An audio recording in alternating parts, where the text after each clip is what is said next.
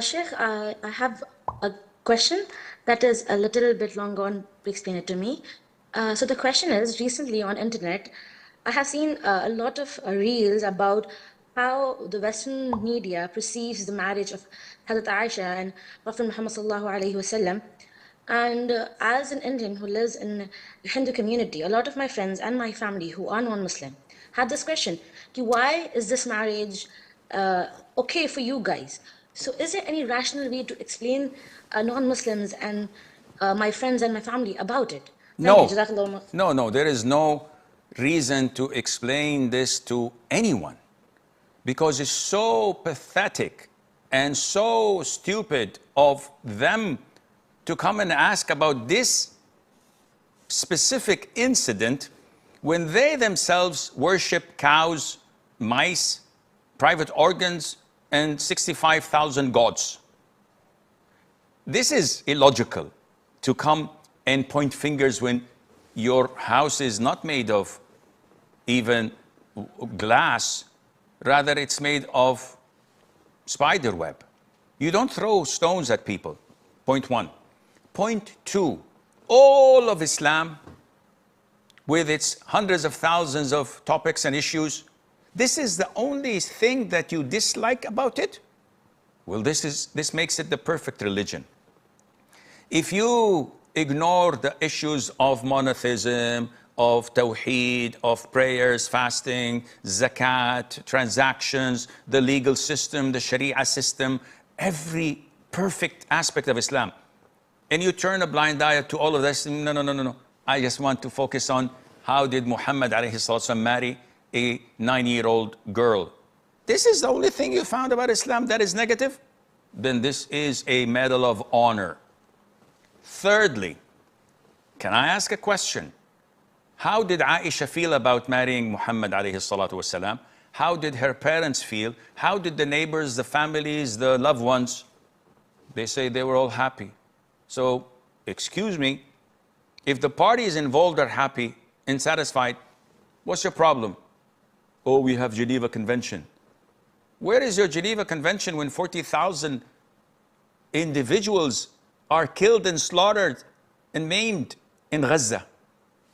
Where is it?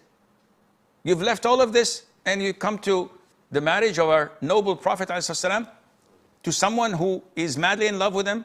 Her parents are fine with it. Everybody is fine with it. Let this slide. From all the centuries ago, it's been 1500 years almost that this marriage took place. When did the issue of him marrying a 9-year-old surfaced? The first 100 years, the second 100 years, the first 1,000? It only surfaced like 100 years ago, maximum 200 years ago.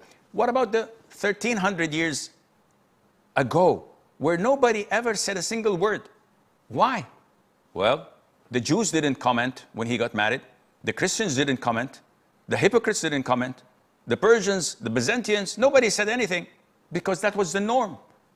Everybody did it. And it was so normal that till recently, the age of consent is 10 in so many countries. The age of consent of a girl is 10 till today. There are countries that it's 10, it's 11. Even in France, I think it is 13 years. Last month, they've announced it. So, excuse me, what's happening? So, at the end of the day, dogs bark. It would never ever stop the clouds from moving. Why should you pay attention unless you are a full-fledged hypocrite who doesn't like the religion yourself, and that's why it's coinciding with the doubts in your head.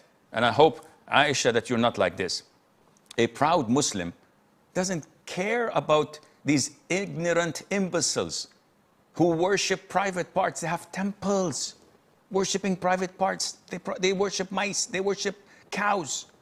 They do heinous things and claim that they are their gods. They have the audacity to let them. Till recently, 40, 50 years ago, they used to burn the wife with her deceased husband. She's a property of his. And they used to throw them in the river. And you can see their corpses. Against her will, of course. They're burning her, cremating her. against her will. What do you have to say about this? Oh, no, hush, hush. We don't want to say anything. This is hate speech. Yani, excuse me, but yeah, they should get a life.